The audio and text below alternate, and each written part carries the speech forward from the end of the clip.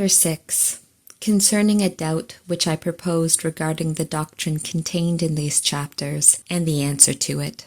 In regard to the significance of the doctrine contained in the last 2 chapters, a doubt occurred to me, and I have often heard and been informed by learned persons that the same is discussed also in the schools. The doubt was as follows. If the principal motive of the incarnation of the Word was to make him head and the firstborn of all creation, and through the hypostatic union with human nature to communicate his attributes and perfections in a manner befitting his grace and glory to the predestined, and if to assume flesh capable of suffering and dying for man was his secondary motive, then, if these assumptions are true, how comes it that there is such a diversity of opinion in regard to it in the Holy Church? The most common assumption is that the Eternal Word descended from heaven expressly for the purpose of redeeming men through his most holy passion and death.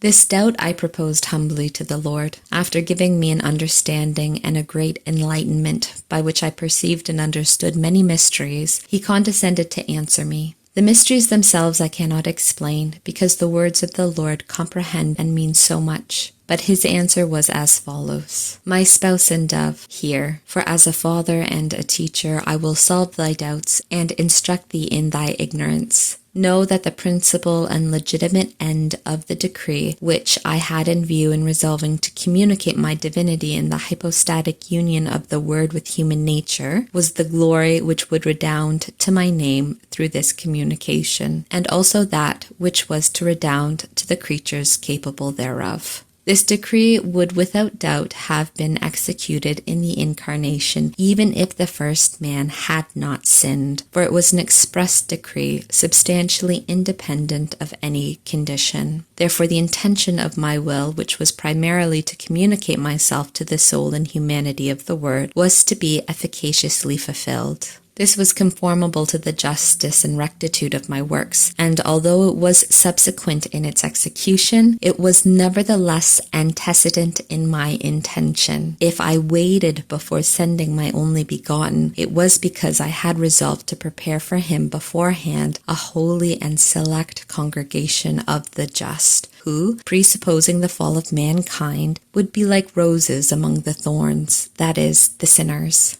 Foreseeing the fall of the human race, I determined by an express decree that the Word should come in a form capable of suffering and death for the redemption of his people, whose head he was to be. Thus my infinite love for man could be so much the more known and manifest, and a just satisfaction would be rendered to my equity and justice. And if he who was to be first in existence was a sinner, he that was to be first in dignity would be the Redeemer. Thus also men might come to know the gravity of sin and love one and the same Creator, Vivifier, Redeemer, and Judge of all mortals. I also wished, as it were, to compel them to make a proper return of gratitude and love, refusing to punish them without reprieve as I have punished the apostate angels, but pardoning them and looking upon them with mercy, I offered them an opportune remedy by executing the rigor of my justice upon my only begotten Son, and reserving for man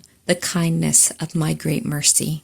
And in order that thou mayest better understand the answer to thy doubt, remember that there is neither any succession of time in my decrees, nor any need of it for the perception and the execution of them. Those that say that the Word became incarnate in order to redeem the world say well, and those that say that he would have become incarnate also if man had not sinned likewise speak well, only it must be understood in the right way. For if Adam had not sinned, Christ would have descended from heaven in that form which would be suitable to the state of man's innocence. But as Adam sinned, I resolved by the secondary decree that he should be made of passible nature, since, foreseeing sin, it was proper that it should be repaired in the way in which he has done it. And as you desire to know how the mystery of the incarnation would have taken place, if man had preserved the state of innocence, know that the human substance would have been essentially the same as now, only it would be clothed with the gifts of impassibility and immortality, such as my only begotten possessed after his resurrection and before his ascension.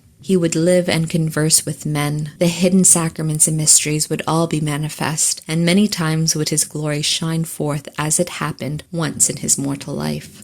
He would, in that state of man's innocence, have become manifest to all men in the same manner as he once showed himself to the 3 apostles in his mortal state. All those on the way to heaven would see the great glory of my only begotten. They would be consoled by conversing with him, and they would place no obstacle to his divine workings, for they would be without sin. But all this was impeded and spoiled by the guilt of sin, and on that account it was proper that he should come in passible and mortal nature.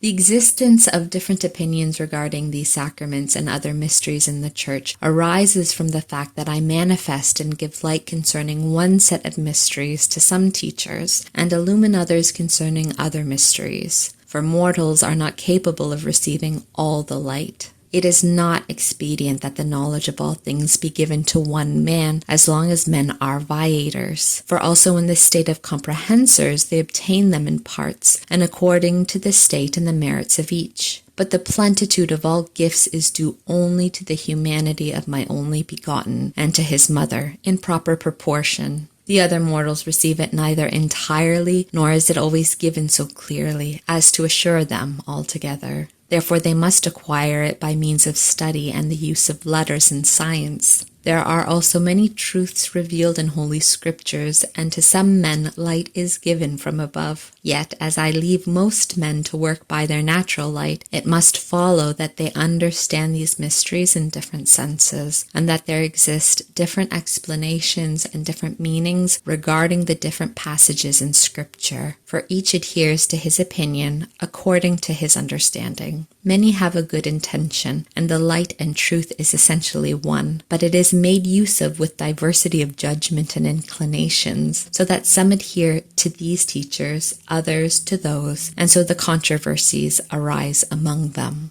One of the reasons why the opinion that the word came from heaven mainly for the sake of redeeming the world is more common can be partly explained by the fact that the mystery of the redemption, with its object, has already been consummated and has been mentioned so often in Scriptures, thus causing it to be better understood and manifested. The impassibility of Christ, on the contrary, was neither effected nor was it simply and absolutely decreed. All that pertained to this state remains concealed, and nobody could be sure of it except those particular ones whom I select for the reception of that light, and for the revelation of this decree of my love for man. And although this would certainly be capable of moving them, if they would ponder over it and penetrate it, yet the decree and the work of his redemption from sin is more powerful and efficacious to move them towards some acknowledgement and return of my immense love, for this is the end which prompts my works. Therefore I fittingly provide that these motives and mysteries be kept especially before the mind, and be more frequently expounded.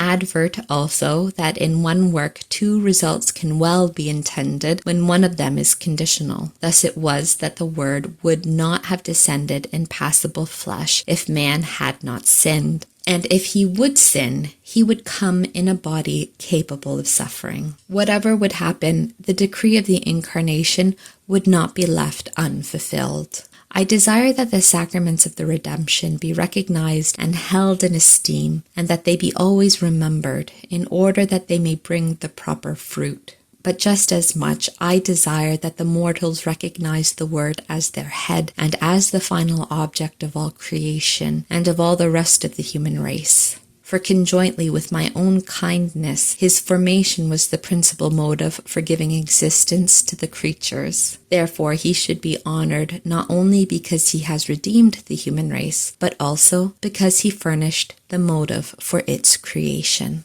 Take notice also, my spouse, that very often I permit and cause differences of opinions among the doctors and teachers. Thus some of them maintain what is true, and others, according to their natural disposition, defend what is doubtful. Others still again are permitted to say even what is not true, though not in open contradiction to the veiled truths of faith, which all must hold. Some also teach what is possible according to their supposition. By this varied light, truth is traced, and the mysteries of faith become more manifest. Doubt serves as a stimulus to the understanding for the investigation of truth. Therefore, controversies of the teachers fulfill a proper and holy end. They are also permitted in order to make it known that real science dwells in my church more than in the combined study of all the holy and perfect teachers, and that she can make them wise above the wisdom of the worldly wise.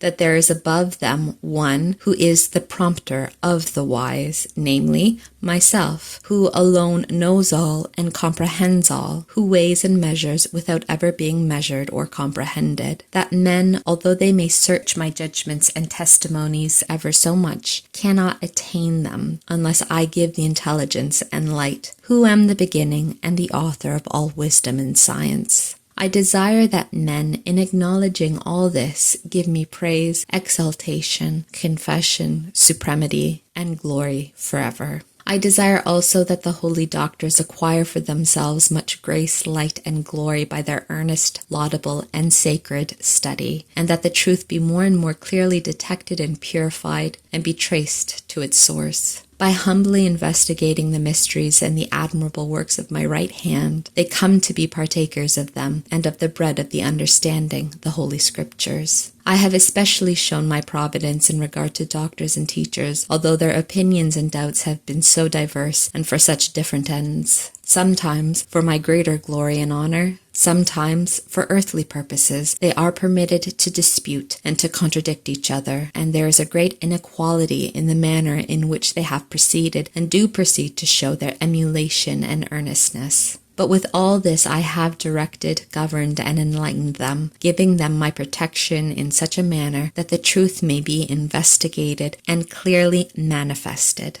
The light has spread out so that many of my perfections and wonderful works have been made known, and the Holy Scriptures have been interpreted according to high standards, which has been very pleasing to me. For this reason, the fury of hell, with inconceivable envy, especially in these our times, has raised its throne of iniquity, pretending to engulf the waters of the Jordan, and obscure the light of holy faith by heretical doctrines, and seeking to sow its false seeds by the help of man. But the rest of the Church and its truths are in most perfect order. The Catholics, although much involved and blind in other respects, hold nevertheless the truths of faith and its holy light without diminution.